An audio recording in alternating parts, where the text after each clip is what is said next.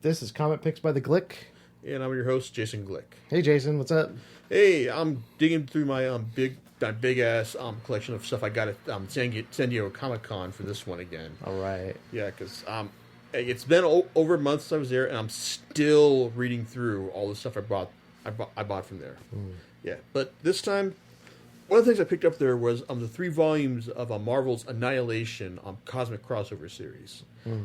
Now, basically, this crossover was introduced because Marvel wanted to redefine and refocus their cosmic characters. Like, they got a lot of fans, like the Silver Surfer, Galactus, Nova. Let's see the Skrulls, the Kree, Ronan the Accuser, all these guys out there. But for me, it's like I don't know. It's like someone who grew up in the 90s who basically grew up on X-Men comics and also all the stuff that Vertigo was putting out at the time. It's like all these guys, they really don't mean anything to me. It's like I don't know what their deal is, why I should care about them. Like, a lot of no one's really told like a really compelling or important story about them in the last 10 or 20 years. It seems like, but with this, like Marvel wanted to get everyone involved, show everyone what their importance is, and why I should care about them. Unless like Marvel just wanted to see they could actually sell comics to these people again. But hey, yeah. But and then also I want to talk about in comparison is another cosmic crossover that came out from DC not around the same time, but little while after, called Green Lantern: The Sinestro Corps War. And while I have nothing against Green Lantern, I will say that these 2 volumes of the Sinestro Corps War are the only volumes of Green Lantern that I own. Ah, interesting. Yeah. I'll probably talk more about that in a second. But first, Annihilation. Now, Annihilation, like, as the name implies, it's not a very peaceful or like very slow paced or lackadaisical story. No, it's about this huge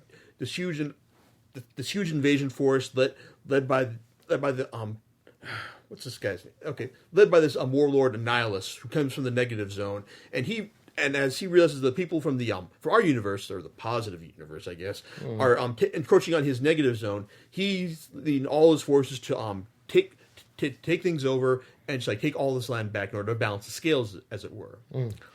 As he does this, all people start to rise up in order to face him. First, you got Richard Rider, member of the Nova Corps, an interstellar peacekeeping corps in the Marvel Universe.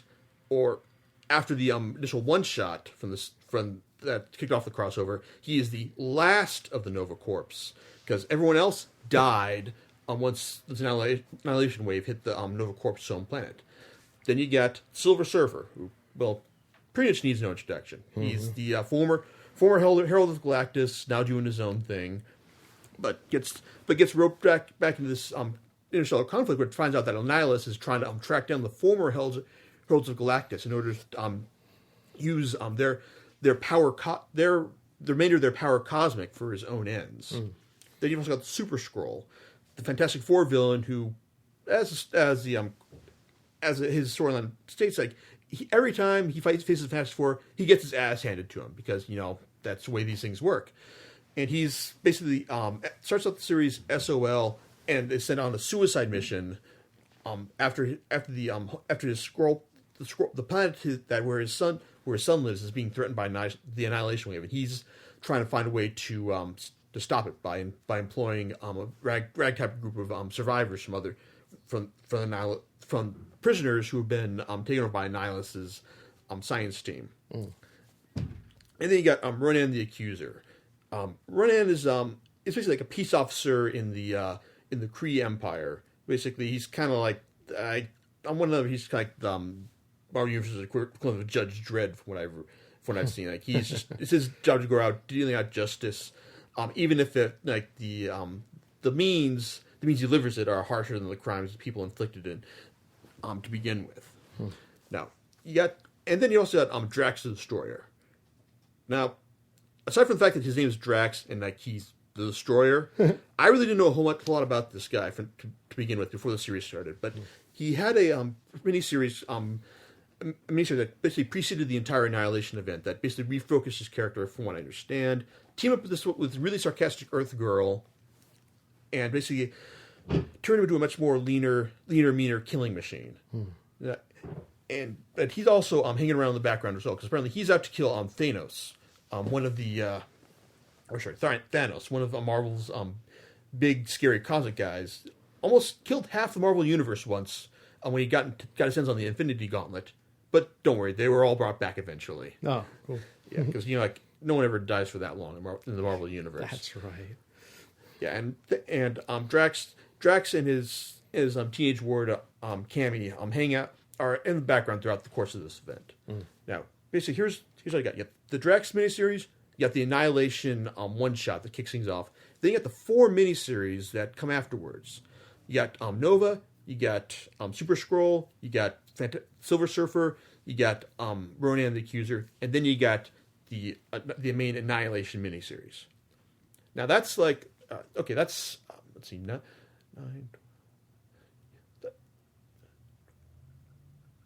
It's like over 27 issues worth of stuff right there, plus the 2 one-shots that wrapped up the series, and like that's a lot of stuff to cover, and like it's 3 volumes total. And the biggest problem I can say with the series is that it does suffer from a lot of bloat so far. I mean, like a lot of the stuff could have been pared down in a much more efficient fashion. I mean, the first volume contains like the Drax mini-series, which is pretty good. I mean, it's got some nice art from Mitch Breitweiser, and it's written by series mastermind Keith Giffen. It's good enough, but the Annihilation one-shot, great stuff. Sets up all the characters, sets up the threat in a convincing manner, lets you know that this is like these are the stakes. Here's what everyone's out for. And then you got the Nova miniseries. Now, the Nova miniseries is the best of the 4 because I really didn't know much about Nova or Richard Rider, one of the human members of the Nova Corps, and just seeing him as he's forced to team up with the Nova Corps Overmind, which is like the thing that contains all the strategies and history of the Nova Corps after the corps is destroyed. Seeing him try to do that, and then also match wits with Drax and Cammy along the way. It's really interesting seeing him like rise to the burden of like he's basically like a regular guy who's basically had this great responsibility thrust upon him. Kind of not like Spider-Man, I would have to say, but it's really more interesting seeing him struggle and try to come to terms with his new status quo than it is like seeing a lot of the other stuff go on. I mean, in the next volume, Silver Surfer miniseries is probably the most important to the overall plot because it basically deals with Silver Surfer taking on the members of the Annihilation Wing for coming to take out the former Heralds of Galactus. But Giffen does this in a very like plot-driven style. I mean, it's telling you stuff that happens, but I can't really bring myself to care about a whole lot of stuff that's going on right there. And even though it does have some long-term applications to the Marvel Universe, it reestablishes the Surfer as Galactus' herald now. It's just kind of like, okay. Then you got the Super Skrull miniseries, which takes a very familiar setup. I mean, like, the Super Skrull, he's out to save... He's like on a last suicide mission to save his son's planet, and he's basically recruited a motley group of characters in order to do it. He takes that setup and does a decent enough job with it. Because like I have to admit that I wasn't quite expecting his story to go the way it planned, but it did turn out to be executed really well. I mean, if the parts it seems over familiar in terms of plotting for most of its run, the writer Javier Grillo Marchix. Mangling his name right now, but he has a good handle of the characters. Obviously, he likes the guy, and it's like and there are some nice twists, especially in issue 3 when you find out that I didn't expect to see that coming. That turned out to be pretty well handled, and I also have to admit that it also has a nice twist later on in the main Annihilation miniseries when you find out the fate of Super Skrull's ultimate fate in the series. Okay. Then you got Ronan the Accuser's miniseries, which even though I know nothing about this character, it's an interesting setup because you got this guy who's dedicated to dealing justice out no matter what the cost, but he's also been exiled from his own empire on grounds of treason. But it turns out naturally he's been framed, but now he's got to go out. He's got to lead on the person who actually framed him in the first place. Problem is that the person who framed him is on a planet that's actually been earmarked for reshaping by this one character who I wish I could remember his name, but he's out to prove that he can make a better world than his mentor did, and he's basically just trying to like mess with the minds, mess with the geography of everything that's going on there. And then the Annihilation wave comes, so all sorts of chaos happens, and it's done really really well by writer Simon Furman, and got some really nice art from Jorge Lucas as well. Yeah. Then you get to the main Annihilation miniseries, just basically all these characters coming together to defend against the Annihilation wave, and written by Keith Giffen, illustrated by Andrea DeVito. This is the highlight of the series, because as well, like I said, a lot of series, the 4 miniseries. I mean, the biggest problem with them is that you're not really technically advancing the main story. I mean, you're just telling like a bunch of side stories with a bunch of characters in here, and you're not actually advancing the main story of like what's the status of the Annihilation. What are these people doing to stop it right now? Then you find out, okay, then you get to the main Annihilation miniseries, and then everything comes right into focus, and it's handled extremely well. I mean, the sense of pacing, the sense of scale that Giffen brings to the series, he gives you a real feeling that the stakes for this are epic and appropriately cosmic for Marvel for this miniseries. And especially when you show that Galactus has been beaten down by 2 other cosmic entities and used as turned into a cosmic weapon himself, that gives you a sense of the stakes of what these people are up against. Making matters even more interesting are weapons when our heroes actually lose halfway through the book, and the offensive against Annihilus fails completely. That's when Nova, Richard Rider, and the handful of heroes who are still willing to back him up try to take on their final last ditch effort to take out Annihilus, basically deal a headshot to the invasion as you would. And overall, it's a fantastic wrap up to the series. I mean, it's followed up by these 2 one-shots about the Heralds of Galactus and what happened to them. That's just okay, but overall, I mean, the core Annihilation miniseries is a real high point. It basically kind of justifies the entire thing in and of itself. I guess the only issue I have with recommending this series to just about anyone is, well, I bought all these volumes for half off at Comic-Con. Mm-hmm. If I had paid full price for them, I would have shelled out around $75 for them, because it's 3 volumes, $25 each, and that's a sizable chunk of change, and like for just about anything. I mean, and I have to admit that it's $75 for all this. I mean, it's a sizable amount of comics. Not all of it probably worth that much, but still, if you can find it for half off or a decent discount, highly recommend it. I mean, my buddy who recommended this to me in the first place, he is a total slut for anything involving Marvel's cosmic characters. Mm-hmm. Yeah, so, and I have to admit, if you like any of these guys I've talked about, you'll probably get a kick out of this series. Sure. But if you like if you like good superhero stories, then I go ahead and recommend you check this out as well. Yeah. Now, coming around to its opposite number, or at least its opposite number as I've declared it, so I've read these in close proximity to each other. Mm-hmm. Green Lantern, the Sinestro Corps War. Now, I have to admit that this is only 2 volumes, collects about, I believe 12 or 13 issues, and really, I have to admit that the phrase "all killer, no filler" comes into play for these 2 volumes right here. Now, those you know, you really need to know, it's like the Green Lantern Corps. They're like the police corps. Those are the police force of the entire universe. It's their job to go out and make sure no bad things are happening. And the main representative of that on Earth is Hal Jordan.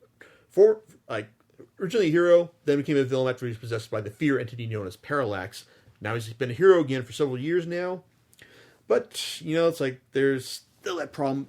There's still that problem, that time he went and killed off most of the people who were in the Green Lantern Corps as well. Yeah. Now, the Sinestro Corps War basically is set up by Green Lantern's arch-villain Sinestro. So Green Lantern's power is his power ring is powered by will. Sinestro is his opposite number, who's got his own yellow power ring. Only this thing is powered by fear instead of will. And this is basically the Sinestro Corps War basically tells the story of Sinestro forming his own corps, filled with their own power brings of fear, and then just them taking the fight to the Green Lantern Corps in order for the fate of the universe. Now, this is mostly the series is masterminded by Jeff Johns, who writes the main Green Lantern series, along with lots of other series for the DCU as well, and also with backup by Dave Gibbons and Peter Tomasi on the Green Lantern Corps series as well. Now, the series is basically a crossover between the Green Lantern and Green Lantern Corps series, but it's interesting how they pace this, because the main story is basically in Green Lantern. It's basically the story of Hal being faced with these guys who fear is their ultimate weapon, and just how he's just needs to try and find will be a hero again, even after he's got his own issues with after being possessed by the entity Parallax after all this time, and also the people who resent him for just being having the nerve to become a Green Lantern again after he dismantled the corpse the first time. Right. Yeah. But and it's compelling stuff, because Johns gives like Annihilation, he gives it a good sense of scale and pace. Actually, the pace is much faster here than in Annihilation, because you have to feel like okay, they set up a really epic confrontation at first with Sinestro Corps storming the Green Lantern Corps headquarters, killing dozens of Green Lanterns, and just letting this is the stakes are right now, and now we're just going to go straight out from here. It's really exciting stuff. And then afterward, then you get the stuff in the Green Lantern Corps series, which I have to admit that for a series that focuses it is on the main series Green Lantern, they do a good job of actually giving you enough stuff to care about in the Green Lantern Corps series. Enough important stuff happens here that even though the real action's in Green Lantern, the stuff that happened in Green Lantern Corps is actually still pretty interesting. It's when you're dealing with the planet Green Lantern, Mogo, it's his job to guide all the Green Lantern rings to their prospective hosts. When you have them have it being threatened by another evil Sinestro Corps ring fueled planet, and then you had to have all their corps duking it out over the fate of this planet. That's pretty epic right there. Now, the only problem I have with this series, and this is something that I understand is endemic to a lot of DC Universe stuff, is that for me, I got a lot of running knowledge about who's who in the DCU and what their status quo is, what they're doing here. For those of you who don't know anything, who if you hear say Green Lantern, oh yeah, he's the guy with the ring, and you don't know anything about these characters, Johns and the other writers provide enough stuff to give you an idea of who the main players are. Then when you get to all the other secondary players, especially in the Green Lantern Corps and the Sinestro Corps, all these other characters, who are they? What are they doing here? What are their characters? I mean, if you have no idea of who some of these people are, and I'm only able to relate to them in the sense that a lot of these people describe their character types as opposed to actual characters. Like Sodam Yat, he's like the hotshot rookie from the Green Lantern Corps, and then you got Marisa, who's apparently the cute alien chick who's there because you need a cute alien chick, stuff like that. I mean, a lot of these characters. I mean, yeah, I guess it's good that I'm able to relate to some, but a lot of stuff I keep feeling that I'm missing something here. That I wish there's some sort of dramatis personae here to let me know who's who, what's what, and what are these people here, and why should I care about them in the first place? But still, I mean, it is a good epic. It is a good thrilling story for the most part, especially since in the end it had to admit that even though Sinestro's banished. Sinestro's banished and imprisoned, but he actually wound up achieving his main goal as well, which is a interesting status quo to the changing the status quo to the Green Lantern's code, and also well, if you want to read into it, there's also some interesting political commentary on the fate of on the nature of the Green Lantern's overseers, the Guardians, and how they have to rewrite on the Green Lantern's rule book in order to win against the Sinestro Corps. Yeah, but then you also realize that, hey, you know what? It turns out that the only lanterns in this that the green isn't the only lantern in the universe. There's actually a rainbow spectrum of lanterns now. You've got, because all green represents willpower. So you've also got and yellow represents fear. You've also got, let's see, what do we have here? Yeah, we've got you've got violet, which is it? Yeah, love, which is violet. You got red, which represents rage. You got indigo, which represents compassion. You got orange, which represents avarice, and blue, which represents hope. And then you got black, which represents death. Death is hinted at in the end of this series, but that's mainly because it's also the focus of DC's big crossover right now, Blackest Night, which the Black Lanterns show up and then start raising the dead from the DC universe. So yes, you got it's a crossover based on interstellar space zombies, and hey, you know what? I think that sounds awesome.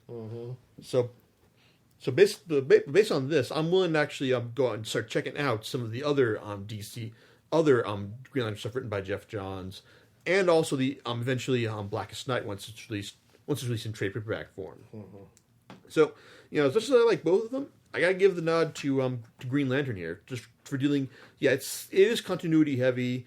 If you read this stuff, you're gonna probably be a little lost in parts, but it's more focused. It's cheaper. It made me interested in actually checking out other Green Lantern stuff, which I can say that after this, I'll probably start owning more than 2 volumes of Green Lantern. Gotcha. Which, it's like nothing against Green Lantern. I don't hint the effect that Garth Ennis does, but there haven't really been a whole lot of classic or must own Green Lantern stuff. I mean, John, are you aware of any classic Green Lantern stories that you should have read by now? No. Yeah. So I mean, it's like that's it right there. I mean, like a lot of people, he's a guy with a ring, but that doesn't mean you can't tell interesting stories with him and the other characters who wield it. Okay, and on that note, I'm gonna go and call it a night now. See you next time. All right. See you later.